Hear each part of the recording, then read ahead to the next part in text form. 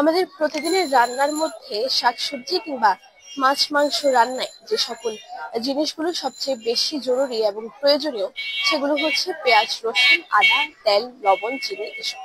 তো আমরা আজ জানবো এসব নিত্য প্রয়োজনীয় দ্রব্যের দাম কেমন কক্সবাজার বাহাছড়া বাজারে। আমরা এই মুহূর্তে একটি দোকানে আছি এবং এখানে আমরা লক্ষ্য করতে পারছি যে এখানে রসুন আছে, এখানে পেঁয়াজ আছে, আদা আছে এবং এর পাশাপাশি বিভিন্ন ধরনের এখানে ডাল আছে।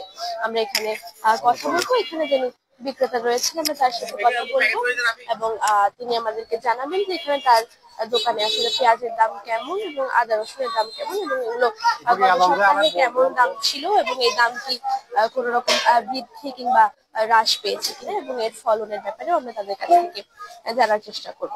আমরা এখানে লক্ষ্য করতে পারছি বিভিন্ন ধরনের এখানে পেঁয়াজ রয়েছে, আমরা তার সাথে কথা বলবো যে আপনার এখানে পেঁয়াজের দাম কত?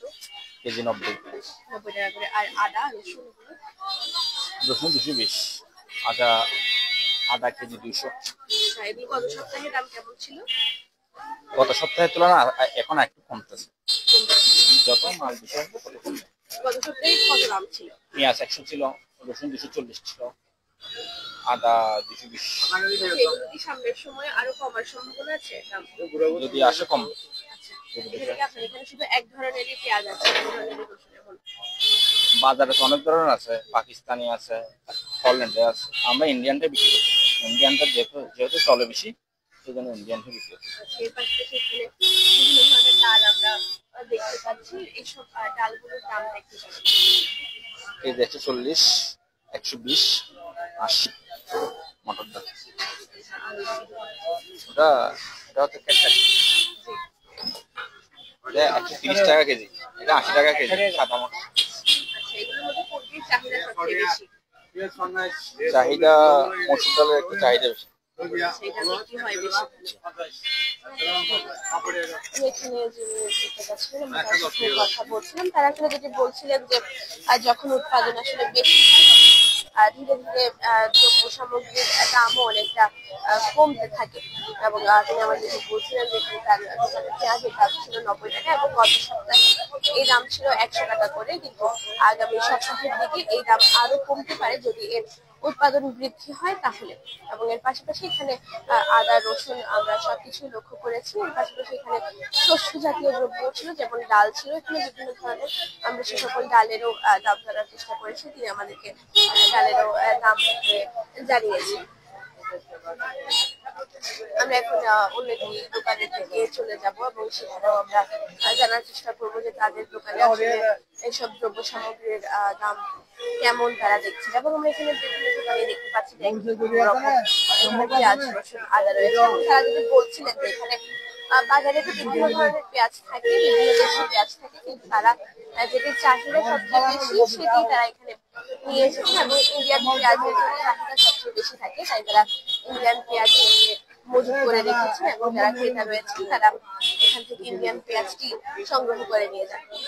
আমরা এখানে আরো কিছু দোকান দেখতে পাচ্ছি এবং সকল দোকানে আমরা যাব এবং আমরা এখানে দাম জানবো তাদের কাছ থেকে, তাদের কাছ থেকে জানার চেষ্টা করবো যে তাদের দোকানে পেঁয়াজ রসুনের দাম কেমন নিচ্ছে।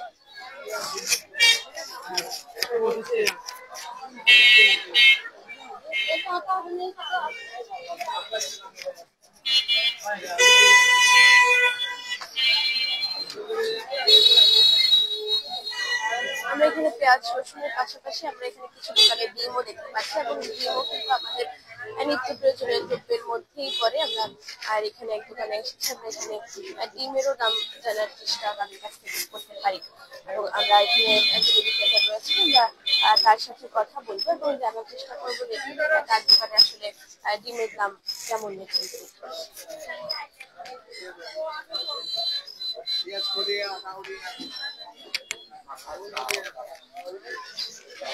আপনার এখানে ডিমের দাম কত করে?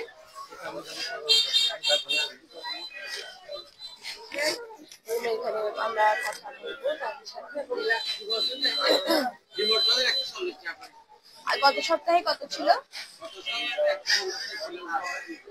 আচ্ছা, এই দাম কি আরো কমার সম্ভাবনা আছে? আমরা যেটি বলছিলাম যে আসলে যে সকল কথা তারা আমাদেরকে জানাচ্ছিলেন যে উৎপাদন কিছু দামও হ্রাস পেতে থাকে এবং এখানে ডিমের ডজন তারা বলছেন আমাদেরকে 140 টাকা করে এবং এটি গত সপ্তাহে ছিল 150-160 টাকা করে।